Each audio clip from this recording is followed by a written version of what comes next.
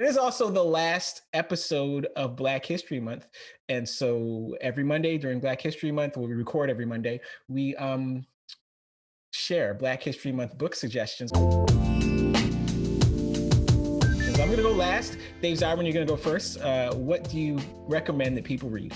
Oh, have I got a special out-of-print book for you today. And oh my goodness, how I've enjoyed going through the crates, if you will, to be able to bring a book every week. Now, look, a lot of folks surely know that Jesse Owens won 4 gold medals at the 1936 Olympics in Hitler's Germany. Some folks know that decades later, Jesse Owens was sharply critical of John Carlos and Tommy Smith at the 1968 Olympics in Mexico City for their protesting ways. So much so that Jesse Owens famously went into the locker room before the 200-meter race that Smith and Carlos raised their fists at the request of the racist International Olympic Committee chief Avery Brundage to try to stop them and others from protesting. That all is very known history. But few know that in 1972, he wrote this revealing and very bracing short book called simply, I Have Changed, about how he now believes that Carlos and Smith were right and that militancy holds the only way forward for Black liberation. And he wrote this book in his 60s. No one talks about this book. It's been left out of Owens's biographies, but here it is. It's called I Have Changed, a shockingly personal statement in a tragically impersonal time by Jesse Owens. A remarkable book. Amazing. So what actually changed in those 4 years? Well, it's interesting. He wrote a book in the meantime, too, about how he disagreed with Smith and Carlos, really defending his position, and it was called Blackthink. And sort of a play on groupthink and about how he stands outside the groupthink. And then for him, it was just a matter of a lot of deep thinking and a lot of the failures in the early 70s to see the kind of change that were promised by mainstream politicians. And that just left him feeling very cold. And he felt very used by Avery Brundage in 1968. I can imagine, but what I can't imagine is him watching the election of Richard Nixon and thinking, you know what, a better day's coming for Black people thanks to this new president. That's definitely in the book also, but it's just such a cool small title. I read a footnote about it in a different book about the 36 Olympics, went out and found it in a used bookstore website. And it really is, if people can get their hands on it, it's a fascinating read. I Have Changed by Jesse Owens. Amazing. That's a great find, Dave. That's an amazing find. Meghan McPeak, you're up. Okay, so all month long, I've been doing it without the actual book because I'm an audiobook person. For example, working out this morning, I had Barack Obama in my ear. Who doesn't want to hear Barack Obama drop an F-bomb? I know I do. It's fantastic. But his book is not my book. The book that I'm going with this week and to close out is by Gary Washburn of the Boston Globe and Mark J. Spears of ESPN's The Undefeated. And it is on the great Spencer Haywood. And I finally figured out how to get it so I can show you guys the book cover. There you go. On my iPad.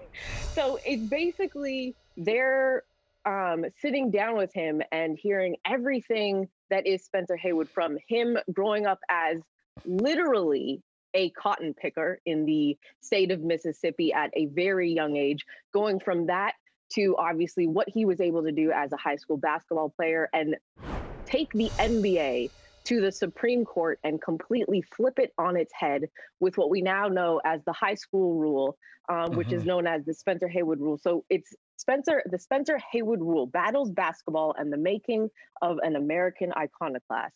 And you also hear many different stories of his activism, everything he's gone through as a basketball player. And I think it's a read for the next generation to know the greats who built this game that they're now watching, who had paved the way, essentially. He paved the way for guys like LeBron James, the late Kobe Bryant, Kevin Garnett, and every other player who came out of high school straight to the NBA. If it was not for Spencer Haywood, it would not have been available to them at the time because of what he did with taking the NBA to the Supreme Court. And of course, he was married to Iman, if you're into fashion. Interesting. That I didn't know. Wow. Yes. Okay. That's the only tidbit I'm going to give you from the book giveaway. That's quite a come up. Good for him. Good for Spencer Haywood. Amazing. Another great pull, Meg. And then like with authors too that like are still alive and still circulating and then we can tweet at and stuff like that. Gary Washburn, I remember in 2014 at the NABJ convention. Every Friday night there's the big sports task force party, and then the Saturday morning there's a 5K race, and like the true dedicated people go to both. And I managed to drag Gary Washburn to the 5K race the morning after the task force party. Oh, I have been to that party, and you are horrible for doing that. But listen, you have not fully experienced NABJ until you've done the task force party and the 5K back to back on 2 hours sleep. But Gary did it. All right, so my book is not a sports book. It's a really special book to me because it's up there with the one we did 2 weeks ago, Why Black People Tend to Shout, in terms of books that were formative experiences for me. And this one is, I don't even have the cover anymore. Maybe you can see the spine. The Fire Next Time by James Baldwin. So this is basically the first book I started reading when I decided I was going to read outside of school and that I needed more from my reading than school was giving me. And this was in my mom's bookcase. So it's my mom's copy of this book. Sorry, Mom. Right. But this is from literally 1963, and it's still here. There's passages where my mom has underlined. And so what this book was sort of like this state of the Black American Union. One of these white authors who read an early copy of it described it as a live hand grenade tossed into white America's bedroom or living rooms by James Baldwin. This is really dense. It's 130 pages. So that's why it appealed to me at 15, because I could read it quickly. About growing up Black in America. James Baldwin is from Harlem. He's probably a generation ahead of John Carlos. He's from that first generation of people whose parents had grown up in the South, but he was born up north. And about what happens to people when they turn 14. 14 years old is kind of this line of demarcation when people really start to recognize how stacked the deck is against them.